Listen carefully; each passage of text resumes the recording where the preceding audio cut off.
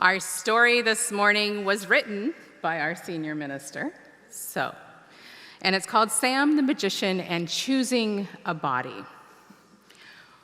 Once upon a time, there was a child created by a magician and brought into the world fully formed at the age of 8.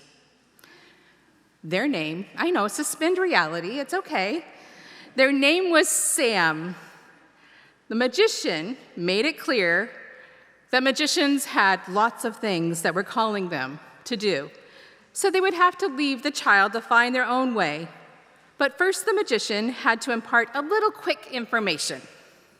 Child, he said, I've made you, but I also want you to have some say in how you walk through the world.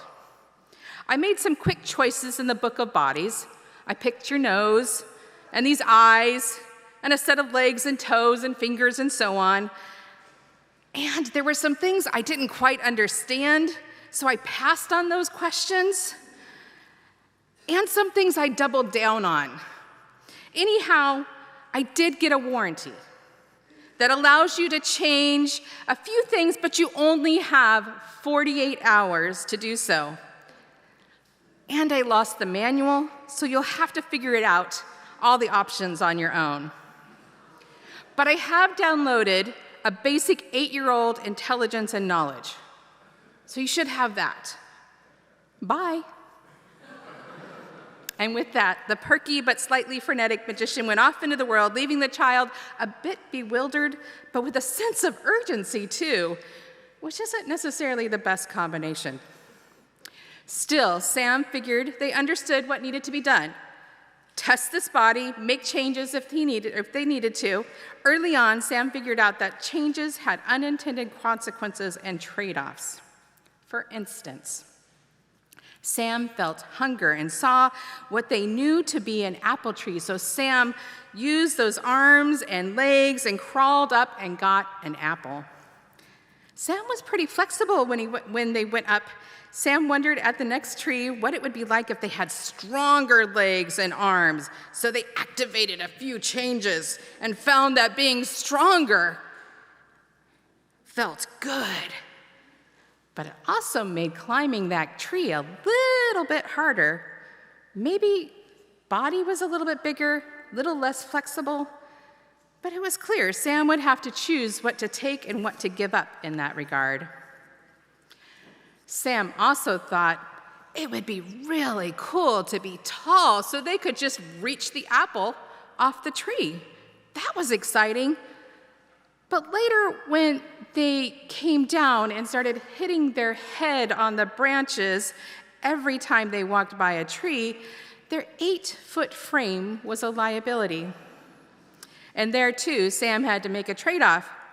Sam saw farther in the distance being so tall, but they also didn't see the roots and the rocks and the things that made them trip and fall and get hurt. Again, trade-offs were to be made. Along the way, on the second day, Sam also met another child. This child was a little different. He was a boy, and it turned out Sam was a girl. That 8-year-old intelligence came in handy. Sam was curious here, too, and asked to be a boy to see what it felt like, and with the warranty still active, things happened. And it was different. Not just the body parts, but some of how she, now he, felt. Sam realized here, too, there was a choice to be made. Which body, which way of feeling in their body felt most comfortable? And there were options. So over the next 24 hours, Sam tested them out. Finally, as the end of the second day started to ebb, into a crowd Sam went. Everyone was talking, but Sam couldn't make it all out. Sam kept saying, "What? Huh? What?" And finally, one of the people in the group said, "Your hearing isn't so good." And Sam figured out they were right. Maybe that was the one place the magician didn't understand the options, and just as Sam was about to wish for a change, another child came over and introduced herself. She said she also didn't have great hearing and pointed to a device in her ears that helped her a little. Sam could see that the girl felt happier having Sam there, the two of them facing the same thing. And so in that moment, Sam decided to leave that body part just as it was. Life was always, they were learning, a trade-off.